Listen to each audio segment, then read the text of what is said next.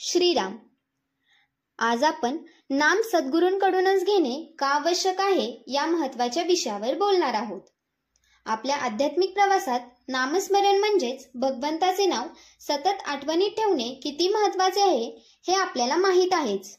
पण नाम घेण्यासाठी सद्गुरूंकडूनच नाम घेणे का आवश्यक आहे हे थोडक्यात आणि सोप्या भाषेत मी तुम्हाला सांगणार आहे. तर चला सुरुवात करूया. भगवंताचे नाम स्वतःच पूर्ण आणि सिद्ध आहे, त्यामुळे त्याला कोणाकडून तरी पूर्णता मिळावी अशी गरज नाही. मग आपण स्वतःच्या आवडीप्रमाणेही नाम घेऊ शकतो, पण तरीही सद्गुरूंकडूनच नाम घेण्याचे विशेष महत्त्व आहे.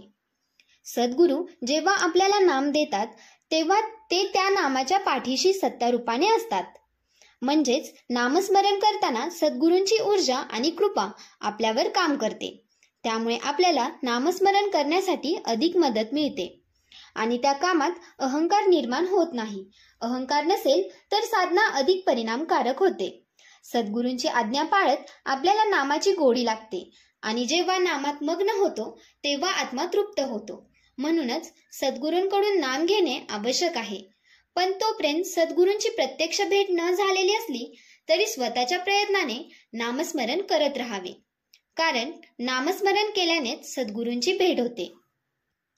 एक उदाहरण म्हणून सांगायचे तर, जसे खडीसाखर ठेवल्यावर मुंगळ्यांना वेगवेगळ्या प्रकारे आमंत्रण करावे लागत नाही, ते आपोआपच तिचा शोध घेतात. त्याचप्रमाणे जर आपण नामाची ज्योत आपल्या हृदयात कायम राखली तर सद्गुरू आपल्याला सहज शोधतील. सद्गुरूंकडूनच नाम मिळाल्यावर कदाचित एखाद्याला वाटेल की मी आधीपासून राम राम म्हणत होतोच, आता सद्गुरूने तेच सांगितले आहे, मग फरक काय? पण फरक हा आहे की सद्गुरूंकडून नाम घेतल्याने मी करता या अभिमानाला जागा राहत नाही. अभिमान हा साधनेचा मोठा अडथळा असतो. जसे मिठाचा एक तुकडा खीर खराब करू शकतो, तसा अभिमान साधनेला नष्ट करतो. भगवंताचे नाम हे औषध आहे, त्याचा नियमित सतत वापर करावा. त्याचा फळ म्हणजेच भगवंताची प्राप्ती. त्यामुळे फक्त सांगितलेले नामस्मरण करावे, जास्त काही नाही. पण ते नामस्मरण थेंब थेंब पिऊन औषध घेण्याप्रमाणे सतत करावे.